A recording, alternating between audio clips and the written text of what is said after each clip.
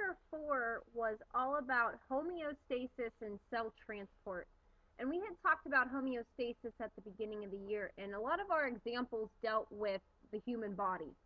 So when we have something going on in our environment, for example, we get overheated, our internal temperature will bring itself to normal so that our body can be in homeostasis. So homeostasis can be at the whole organism level, or it can be at a single cell level. And Anchor 4 focused on cells maintaining homeostasis. So maintaining that internal constant environment, a happy, constant, stable state for the cell. And one of the ways that cells can maintain homeostasis for themselves is through the process of cell transport. And when we talk about cell transport, we have to focus on the structure of the cell membrane. If you remember, the cell has an outer layer that is made up of phospholipids that holds all of the contents together. So this is what it would look like on a diagram of a cell, what I just drew over here to the right. And this picture here is a little section of the cell membrane looking at these phospholipids. Another picture of the cell membrane would be this image here in the center. Again, it's a double layer, so there's a layer on top here like the top of a sandwich, like the top piece of bread, and this is the bottom layer, like the bottom layer of the sandwich. And it's made up of lipids. Additionally, we're going to talk about this in a little bit, the cell membrane also has proteins embedded into the membrane. They are there as little channels or little tunnels, and we'll talk about those in a minute, as I said. So the cell membrane helps cells move things in and out of themselves in order to maintain homeostasis. And we had discussed two different types of cell transport, passive transport and then active transport. Passive transport would be like you sitting on top of a slide and sliding down. It just happens. You're moving with no energy. So passive transport happens across the cell membrane with a concentration gradient. So it happens from where there are a lot of molecules to where there are less molecules. So we say that is moving with the concentration gradient. So in this picture, the little dots represent the molecules on either side, and the structure in the middle is representing that lipid bilayer, the cell membrane. And if we look at this picture, there is a concentration gradient. There's a difference, right? There's more substances on this side, less substances on this side. And with passive transport, those molecules would move from where there's more to where there's less. So in this case, the molecules would move through the membrane to the right. Active transport is the opposite. This would be like you at the bottom of a slide and climbing your way up. That's going to take some energy. That's going to take effort. So if we look at this picture, again, we still have a concentration gradient. We have less substances on the left, more substances on the right. And we move the substances against the concentration gradient. So we move from where there is less to where there is more. So in this case, molecules would be moving to the left again, but they're moving against the concentration gradient. The cell would actually have to pump these molecules to the right side.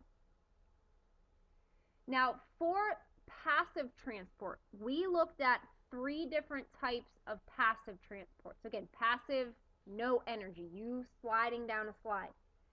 The first type would be diffusion, movement of substances with the concentration gradient. You may want to add this. Plain old regular diffusion happens through the lipids. So the substances move right through the membrane without any help. So if we flip over to this other picture, you'll see that this is our cell membrane, and we have a concentration gradient. We have more molecules on the inside of the cell and less molecules on the outside of the cell.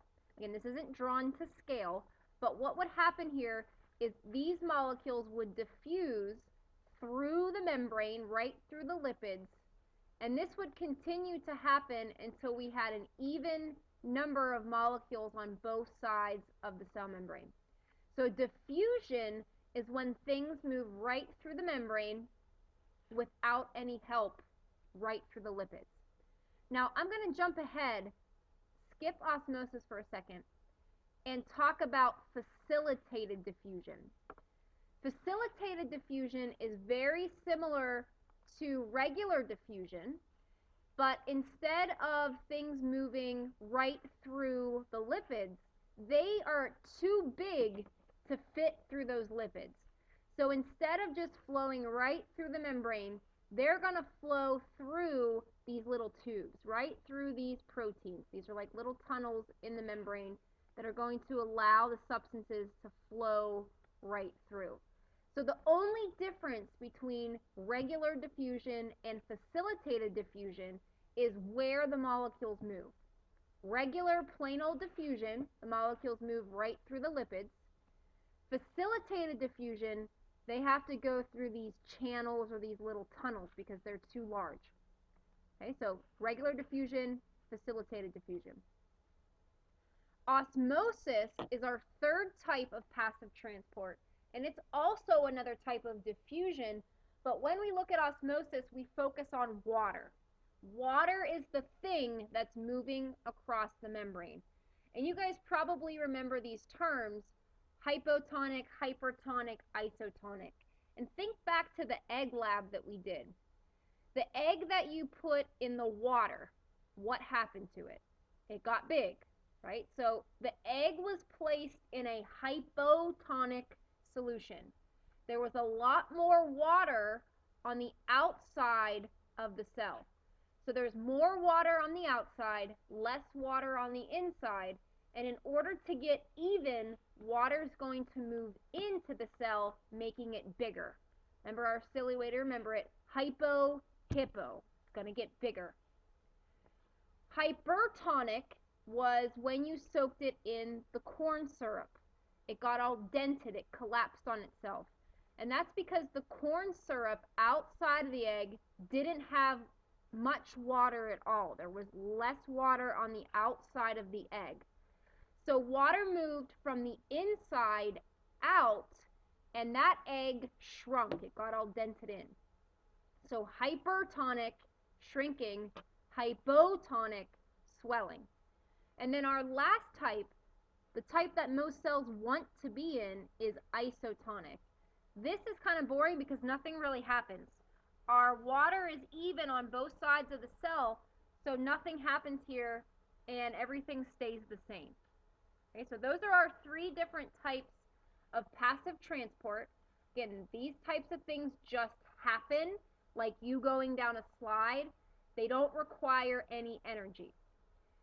The last thing that we talked about in Anchor 4 were our two types of active transport.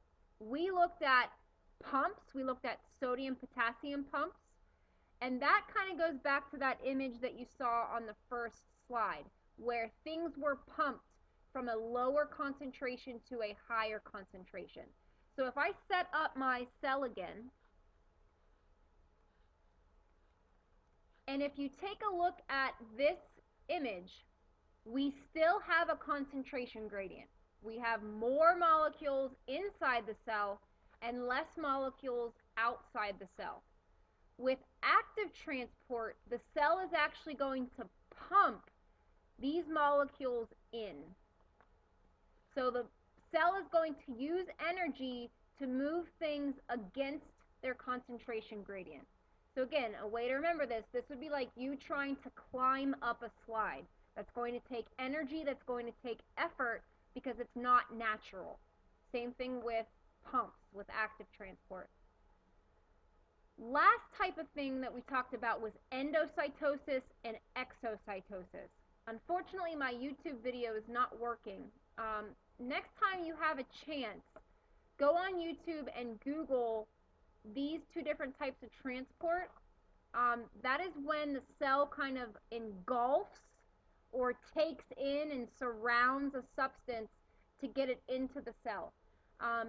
Again, this is kind of a weird thing. You will probably want to watch a video on this because I don't have any images to help you with this. So I would take the next couple seconds, get out your phones, get out a computer, take a look and Google endocytosis and exocytosis.